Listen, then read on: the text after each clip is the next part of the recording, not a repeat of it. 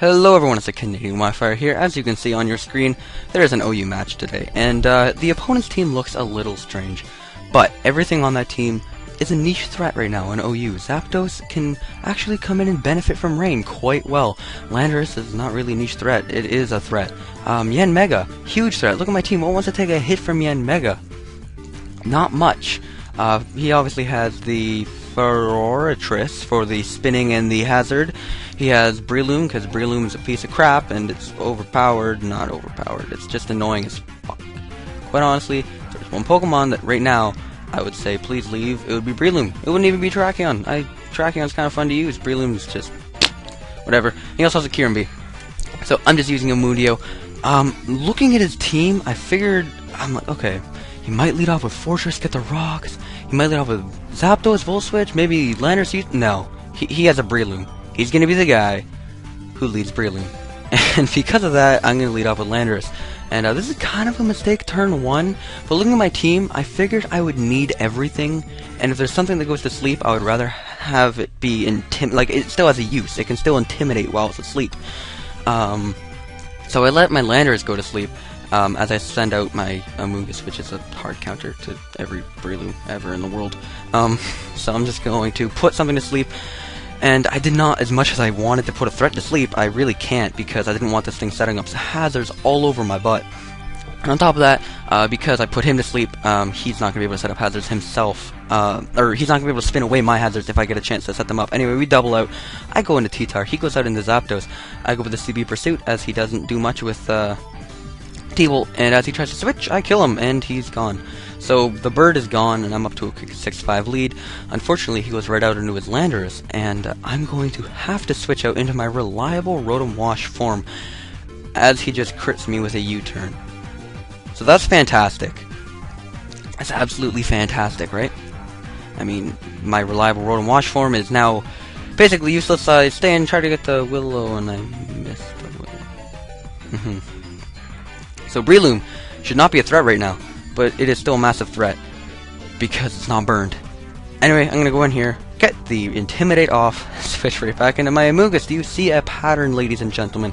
I have the HP Ice. HP Ice versus HP Fire is a complete toss-up. HP Fire lets you hit Ferrothorn and Scizor. HP Ice lets you hit a lot more, and just generally I like HP Ice more, because Gliscor can wall you, and you don't want Gliscor to have a free sub.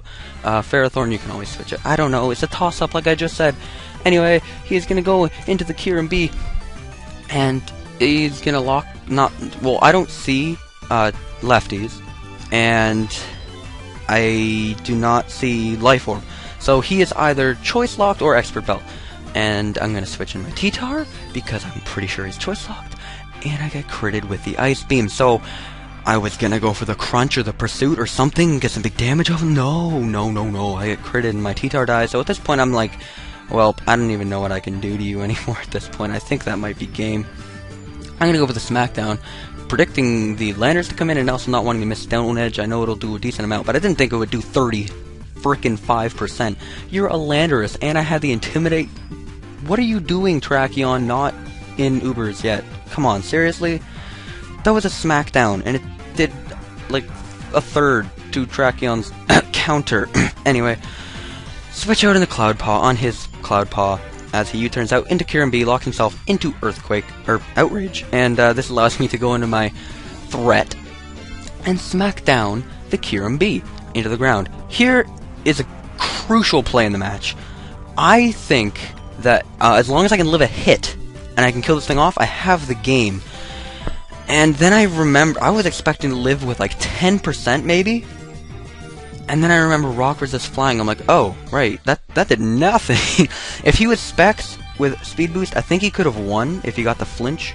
But because he wasn't, I'm just going to sack my threat here, and I'm just going to be able to go for the HP Ice, finish this up. I'm not real at this point. I don't want to say I was shaking, but dude, this match was really intense. So I'm going to go for the safe HP Ice, kill off the Landorus, go right out into this thing, and I totally forget he can put someone to sleep. That is bad news bears all over the place, because I totally forgot about the fact that he can put stuff to sleep again now that my Landorus is dead. Yeah, now that I sacked my Landorus, he can put something else back to sleep. And luckily, Life Orb plus Sandstorm is definitely in my favor here, and he knows that, so he knows each life orb hit he gets off is going to have to be worth it, so he's going to SD. And I'm just hoping I can wake up. As long as he doesn't get the only way he could really win here is if he got a 5 and I stayed asleep, and then he got another 5. But luckily he only gets a 3. My HP ice leaves him down to the point where he is only going to have 1 life orb hit left. And he's going to go for the bullet seed, get a crit, but only get 2 hits. So I'm very sorry, but I'm actually going to Giga Drain, and that allows me to live the Sandstorm. One does not simply kill an Amoonguss. What are you thinking? Amoonguss literally lived on 1 out of 432 HP there, by the way. I checked the little thing that pops up over his name. Anyway, at this point, I am absolutely real, and I'm going to 2 KO with Keldo, Rainbow Dash, and Hydro Pump, because if you're not using Hydro Pump, you are not doing Keldeo properly. Anyway, that is the game, so I hope you enjoyed. I really did. When that Yanmega got sent out, I'm not gonna lie, I was pretty scared. I mean, Amoonguss wouldn't have been able to take a hit.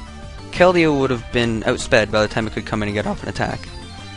Landorus was asleep, and Terrakion was all I had. Luckily it was in at the time, and I knew I could live because of sand, but I'm like, okay, maybe I can live with like 15-20% and not flinch, hopefully, and no, Terrakion just took the hit, and Yanmega just died. Because Terrakion is a very good Pokemon, that's all I have to say on that matter.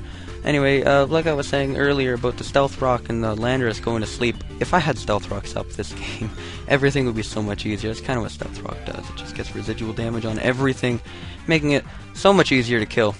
But I am just rambling at this point. Leave a like if you enjoyed. I will see you on Thursday. Have a good night.